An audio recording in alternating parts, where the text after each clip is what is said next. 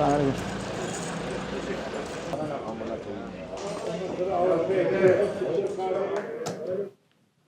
How? How is this possible?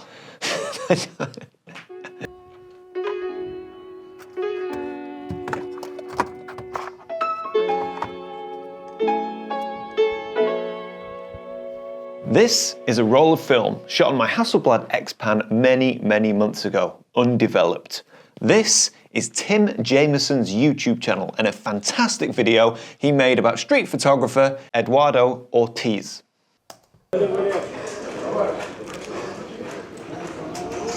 This is what I want to be. This roll of film will most likely demonstrate I will never be. Please go and check out Tim Jameson's YouTube channel. I will link to it below. So why do I hate street photography so much when I love street photography so much? It doesn't make sense. And that's what we're going to talk about in this video, as well as getting this roll of film developed.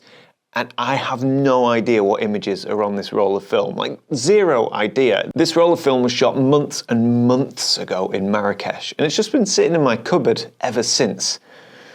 Probably because of the trauma of shooting this roll of film.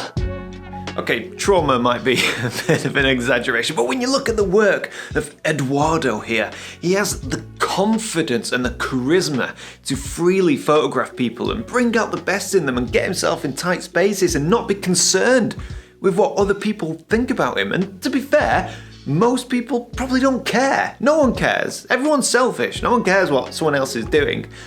But in my head, and I don't know if anyone watching this can relate, like when I take a camera and I point that camera towards a person or a group of people, or even in the vicinity of people, I instantly feel like there's a spotlight on me, like I'm drawing attention, like I'm intruding on people's lives, like I'm being rude, like I'm being invasive, and I don't like it. I care way too much about what people are thinking. So the truth is, when I go to photograph a scene that has people in it, and I don't have their permission, I just find it cripplingly uncomfortable. And as a result, my images suffer, my enjoyment of the process suffers, and the worst part is, it's all in here. No one cares. I know no one cares. Especially in this day and age. Yeah, I don't know. Not really, it's something I've always suffered from. I don't really know what to do about it. Anyway, we are going to drive to my local film lab, who's very good, by the way, and he's generously allowed me to film. And we're going to get this developed and see what's been sitting on this roll of Ilford HP5 for several months. Maybe we'll be pleasantly surprised, or maybe this roll of film will just solidify the fact that I'm not a street photographer and never will be. That'd be a shame. I don't want that to happen. Right, let's go. All right. So we are going to my local lab. I used to send all of my film to be developed in the post, and I was always so nervous about like giving Royal Mail such power because they're not always the best. You know, I know this because I ship many books and prints and calendars with them. But having a place I can drive to and just hand deliver my film, man, it makes the whole process so much easier. Oh. It's recently moved into a new place. I can never find it. Where is it? Is it? It's around here somewhere. Ah, is that it? Yes, there we go.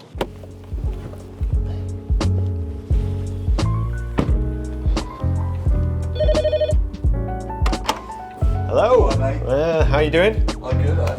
Roll the film? Perfect, thank you. There we go. HP5? HP5 pushed one stop, by the Okay. way, which was, I've never done that before.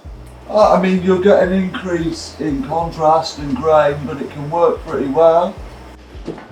Another room. It's like a labyrinth It here. is, It's very cool. Is this all your work? Yeah. What's going on here? It's a weird place in Alabama. All right, yeah, because you went to America. When were you in America last year? Well, I've done 5 road trips.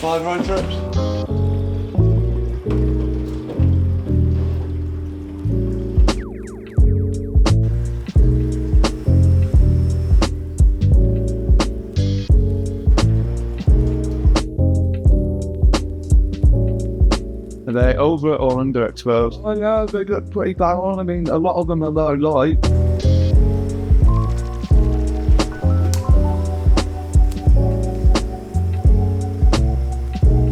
Right, give us your verdict. Go on, be honest. Yeah, you've nailed it.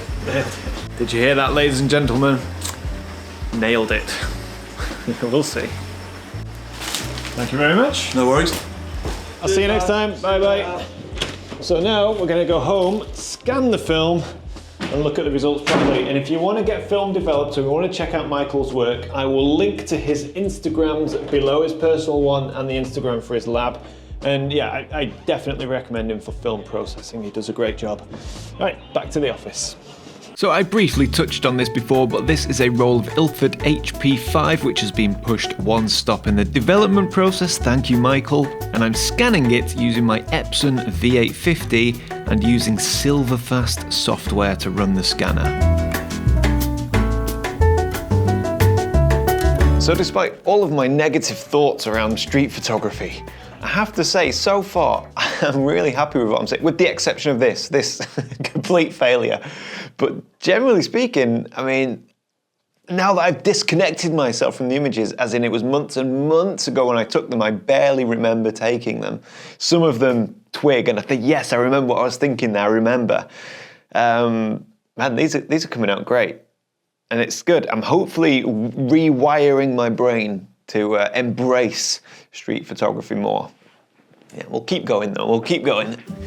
Have you heard of the term Type 2 fun? I'm sure you have. It's where you do an activity that you don't enjoy at the time, however, upon reflection later, you look back with fond memories. Well, that's exactly what's going on here. I'm looking at these images as I scan them, man, and I am loving them. Which confirms even more so that all of my reservations about street photography, well, they're all in my head. And do I really want to sacrifice the joy that I'm getting right now because of my own insecurities? No, of course not. I mean, look, one of the best things you can do in life is get yourself out of your comfort zone. Like, I'm no stranger to street photography. I've done it many times. And every time, to be fair, I go through the same thing, the same anguish. Whereas leading up to it, I really look forward to it. I get my camera, get my film. I'm intrigued and inspired by all of the locations that I'm going to shoot.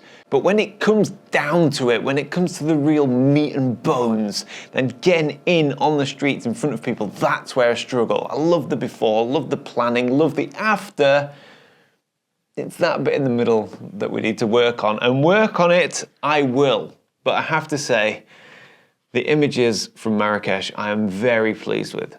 So I will show the entire roll of film in a minute, all of its successes and its failures, but this is the image I've chosen to print. And the reason I've chosen this image to print, well, because it's my favorite, but the reason it's my favorite is because it encapsulates everything that I was trying to capture with my camera. And that is the chaos and the hustle and bustle and the busyness, the outright busyness of Marrakesh. It's unbelievable. And actually, this is actually quite a calm scene. I have images that are way more chaotic than this, but for me, this worked best as an image with the hats on the left-hand side that represent the endless market traders selling their wares, the shadow on the right-hand side, along with the hats on the left that draw the viewer into the scene. And the scene is a cobbled street with shafts of light. There's no sky. You can hardly ever see the sky in Marrakesh because of the narrow souks and streets. It can be incredibly claustrophobic actually, but also if you embrace it, it's incredible. It's dusty, it's dirty, it's noisy, it's smelly. You're constantly having to look over your shoulder and put your back to the wall as bikes, just like this one, full of all of his goods that no doubt is on his way to his market stall to sell. These bikes come thrashing down, they're wide, they're big, they're towing trailers, it's fantastic. But then when you look at the print and you look at the image, there are more details, like this chap here, almost lost in the shadows, with his hood on, going inside, entering into this building. What's in there? He probably has a small shop that you could go in and look around. Smaller details like this lamp here down the alleyway, just at the top of this wall. I love things like that, it's fantastic. We have another motorbike here with 2 passengers on, trying to squeeze past the bike with the big trailer on the back. Yeah, this to me is Marrakesh in a nutshell.